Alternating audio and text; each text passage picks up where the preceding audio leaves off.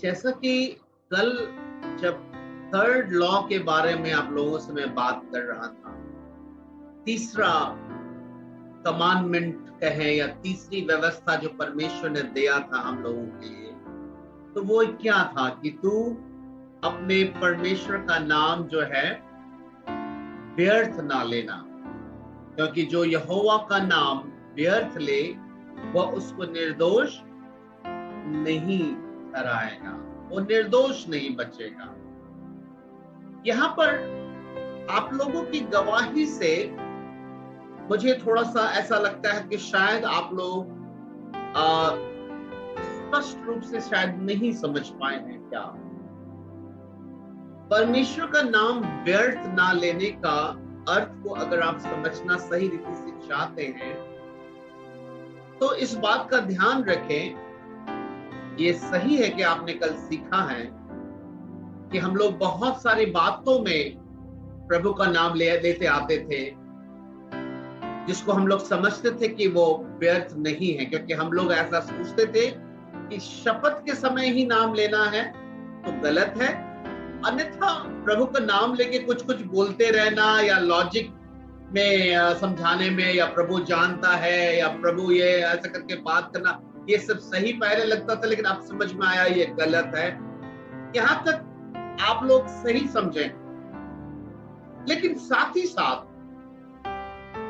इससे भी ज्यादा महत्वपूर्ण ये है कि प्रभु का नाम व्यर्थ लेने का मुख्य रूप से अगर मैं कहूं तो इसका अर्थ यह है कि प्रभु का नाम लेना और प्रभु की इच्छा के अनुसार जिंदगी नहीं जीना, प्रभु का नाम लेना और प्रभु की इच्छा के अनुसार चरित्र नहीं होना, प्रभु का नाम लेना लेकिन अपने समय को प्रभु के समान नहीं बिताना, प्रभु का नाम लेना लेकिन जिन लोगों के बीच में रहते हैं हम प्रभु को ऊंचा नहीं करते हैं। तो इस प्रकार से हम प्रभु का नाम हम व्यर्थ ठहराते हैं। इस बात को ज्यादा गंभीरता से लेने की आवश्यकता है। क्यों? क्योंकि नहीं तो आप अपने आप को फिर से बचा लेंगे, आप अपनी वकालत कर लेंगे। आप अपनी वकालत कैसे कर लेंगे? आप ऐसे करेंगे कि हाँ, पहले जो है हम बात बात में प्रभु का नाम लेते थे, हम वो अब नहीं करते, इसलिए अब हम ठीक चल रहे हैं। नहीं, आप ठीक चल रहे हैं सिर्फ इस बात से साबित नहीं होगा। साबित इस बात से होगा कि आपके जीवन पाखंड है कि नहीं, आपके जीवन में पाखंडीपन है कि नहीं, ये जांच की आवश्यकता है। तभी ये साबित होगा और कोई दूसरा उपाय नहीं है। हम अगर पवित्र शास्त्र बाइबल में अगर आप जल्दी से मेरे साथ मत्ती उसका 7 अध्याय निकाले, सभी जल्दी से मत्ती 7 अध्याय निकाले।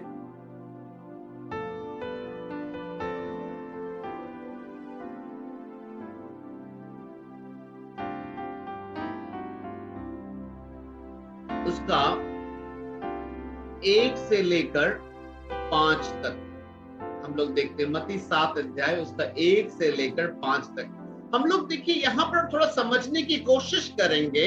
हमने 3 ग्रुप बताया था आप लोगों को, अगर याद होगा, निंदा का रूप में या फिर तुच्छ मजाकिया मूड में लेना नाम प्रभु का, वो भी गलत है, निंदा के रूप में भी गलत है, और तीसरा था पाखंड, है ना।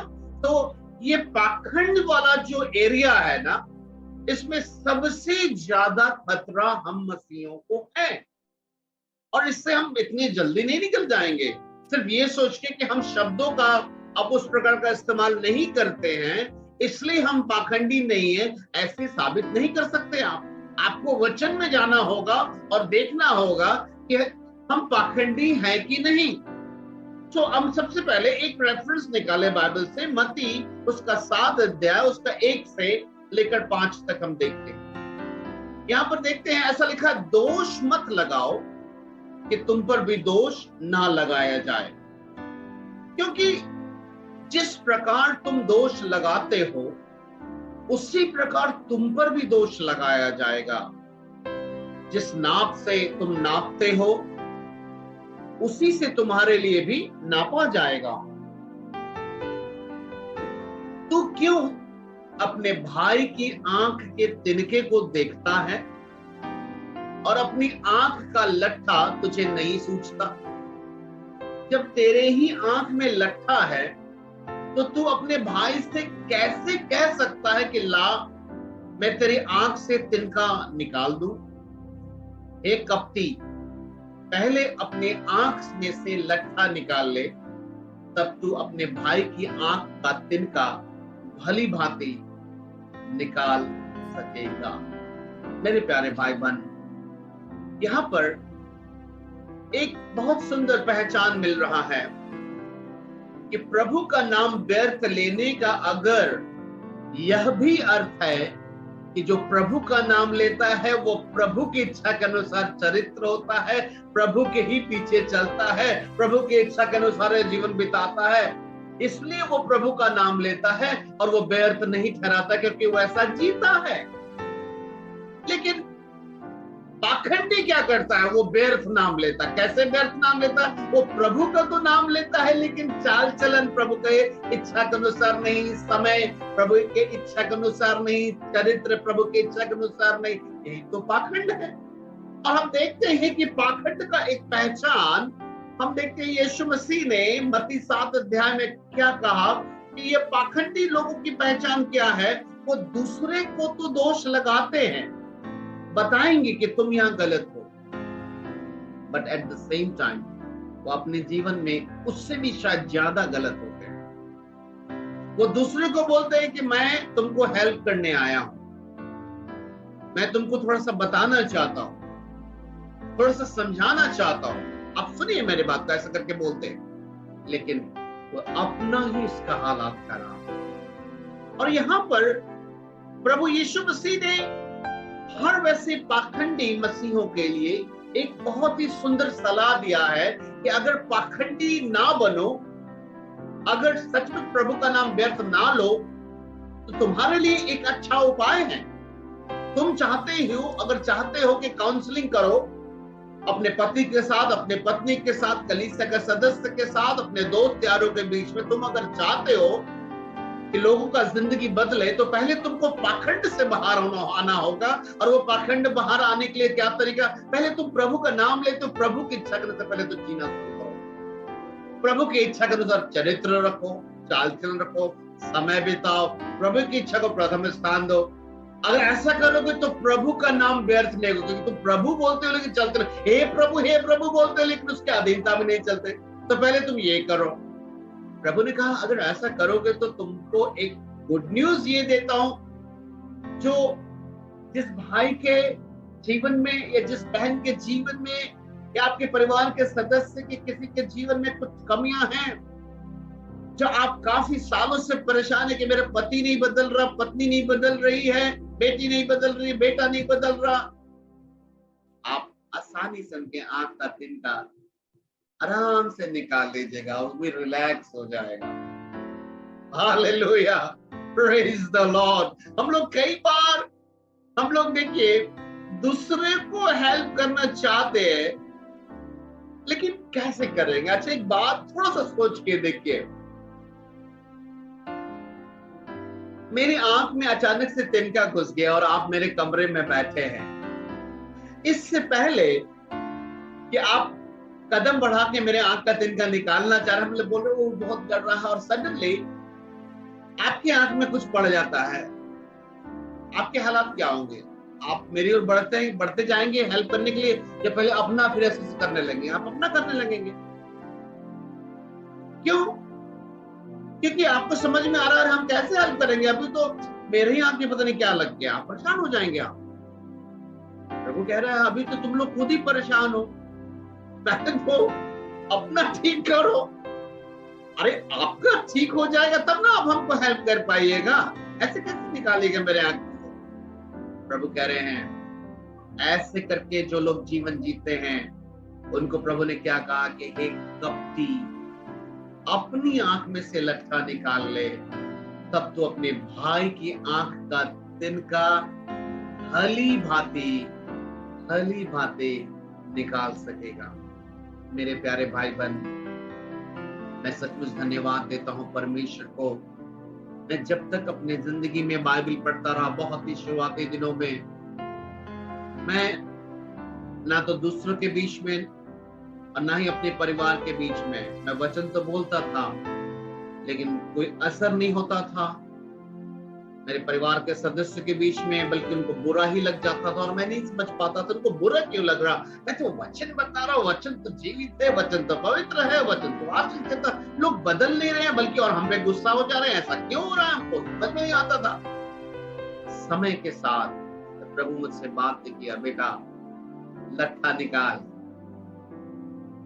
लट्ठा निकाल अपनी आंख से। हम सच बता रहे हैं, जब लट्ठा मेरी आंख से निकलने लगा, मैंने देखा कि मेरे परिवार के सदस्य हो, मेरे भाई बहन हो, जिनके भी बीच में मैं गया, सब ने गवाही दिया कि जब तुम बात करते हो तो लगता है परमेश्वर बात करता है। हालेलुया, परमेश्वर की स्तुति हो। प्रभु ने कहा ना, जब लट्ठा निकाल लोगे ना, तो प्रभु कह रहा तुम आराम से अच्छा से तिनका निकाल लोगे।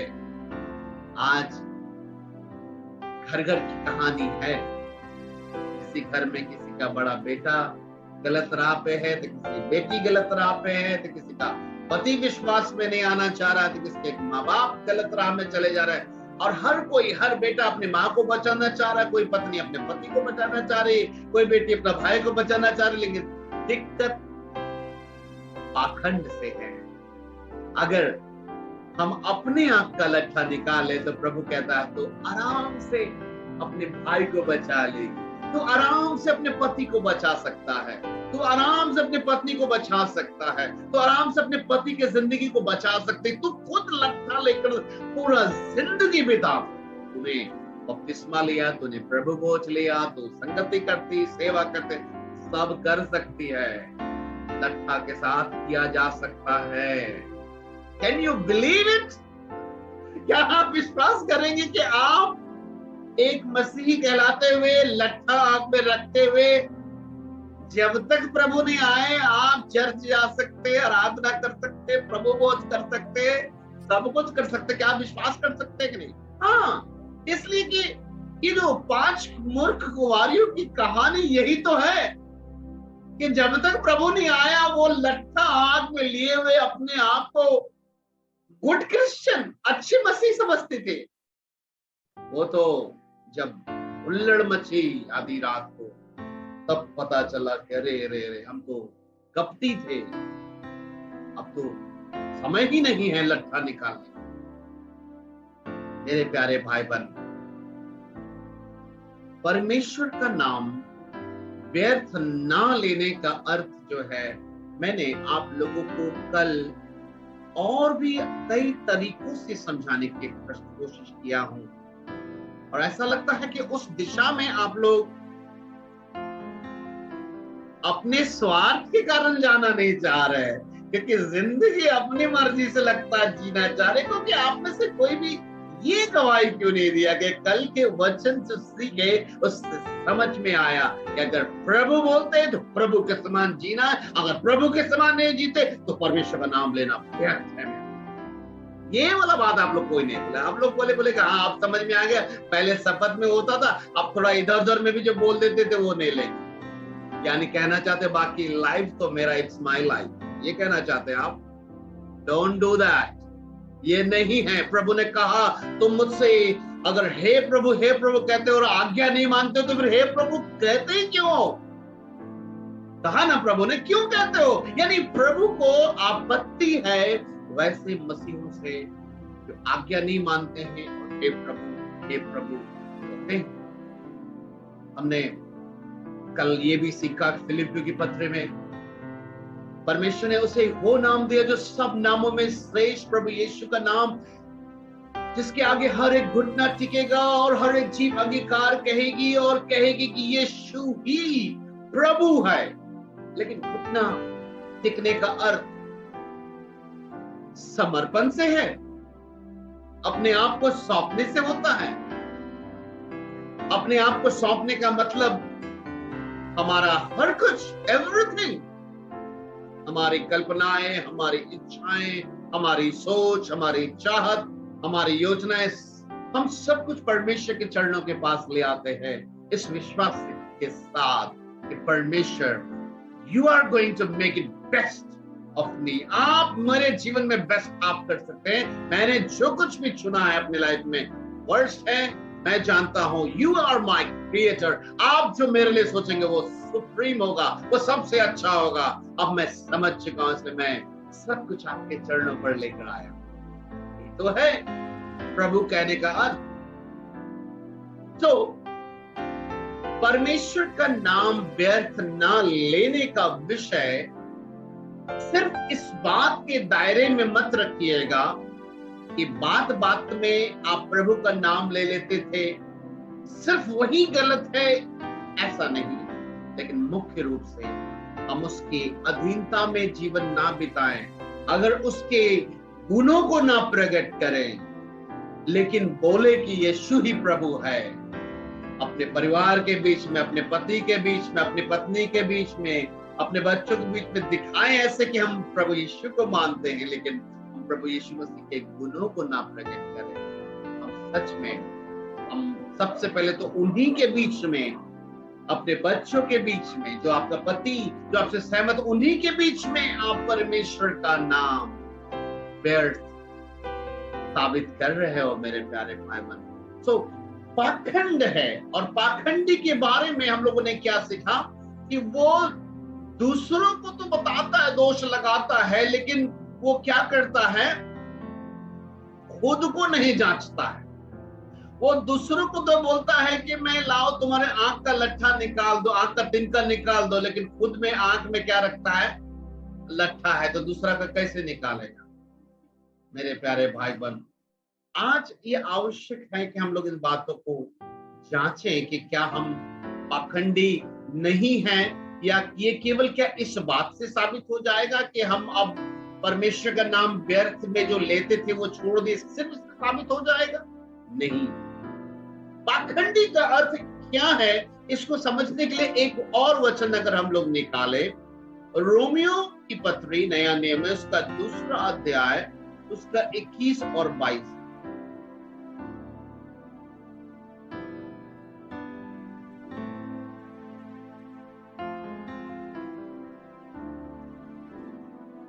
रोमियो की पत्री उसका 2 अध्याय, उसका 21 और 22।